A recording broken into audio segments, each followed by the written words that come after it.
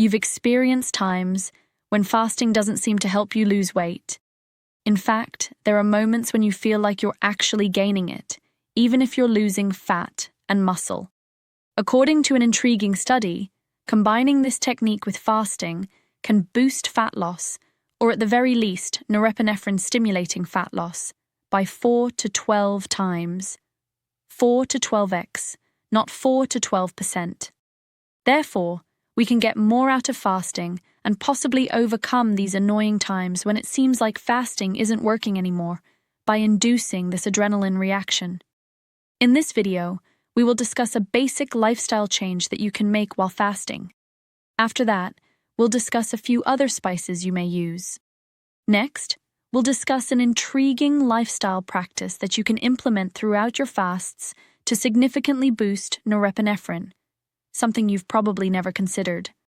Finally, we'll discuss a product that uses this identical technique that you can really apply to your skin. Now, let's discuss what you can do using cold exposure while fasting. That's easy. All right. In light of this, we examine a study that examined brown adipose tissue. The Journal of Clinical Investigation published it. Just so you know, brown adipose tissue is a type of fat that is metabolically active. It has thermal activity. You must therefore consider it to be a kind of radiator heater. Additionally, it dissipates our body's fat and calories as heat. Then, both humans and rats have it on their bodies, as if it were an actual, existent thing. You are essentially burning fat as heat without needing to move when that is active. According to this study, cold exposure alone, rather than a cold plunge, though it is also effective, is what works. Therefore, it is possible to stimulate or activate brown adipose tissue when fasting by sitting in a colder area at a temperature of 64 to 65 degrees. You could also turn it down a touch, or you could simply submerge it in a cold punch for a short while to get this going. Now, I'm not a huge fan of cold punches because I believe they can be really taxing on the body if performed excessively, particularly during fasting.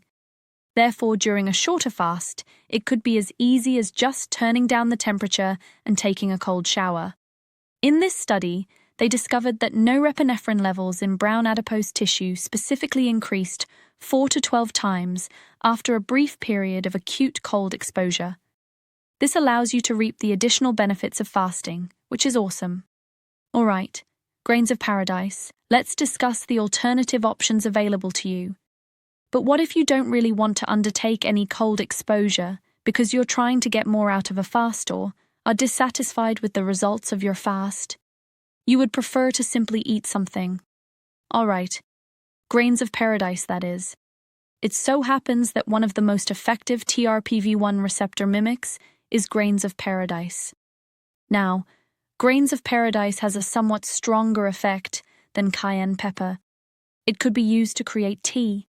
It might be submerged in water. It could be added to your coffee. You could put it in your tea, for example. All right. The norepinephrine adrenaline stress response that is already triggered during a fast is stimulated by this. Thus, fasting is stressful. Recall that skipping meals causes stress.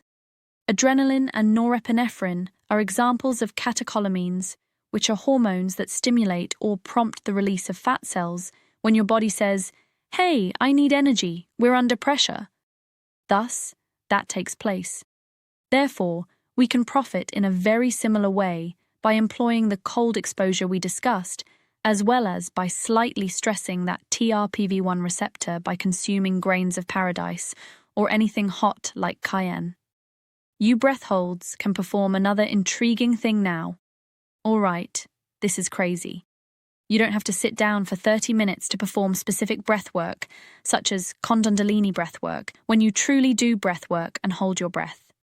I'm referring about basic breathing exercises, such as the Wim Hof method, which may be done for 5 minutes with a focus on breath holds. Therefore, our brain is always keeping an eye on our CO2 levels. Our CO2 levels rise when we hold our breath. Additionally, stress and an adrenaline rush are brought on by a rise in CO2. All right? In our brown adipose tissue, This adrenaline has the same effect. Because of this, if you hold your breath for an extended period of time, you will really start to perspire and feel a little anxious. It's a big adrenaline rush. In terms of your body, it truly is a matter of life or death. However, when we fast, something else takes place, which is one of the reasons it works so well. The hypoxia-inducible factor, or HIF-1A, is elevated during fasting. Additionally, autophagy is triggered by this. It causes fat loss. Cellular repair is triggered by it. Additionally, it occurs when we experience oxygen stress. We fall into this wicked cool category of rising HIF-1A when we increase that even further by holding our breath or performing breath exercises. Thus, in addition to increasing autophagy, we also gain this enormous advantage that may enhance the thermogenic effect in our brown adipose tissue. Therefore, I don't want to see a lot of individuals who watch my films strolling around while simply holding their breath. I mean, when you're seated, practice good breathing, perhaps even fast breathing, and then hold for as long as it's comfortable for you. I promise you that holding your breath won't cause you to go unconscious.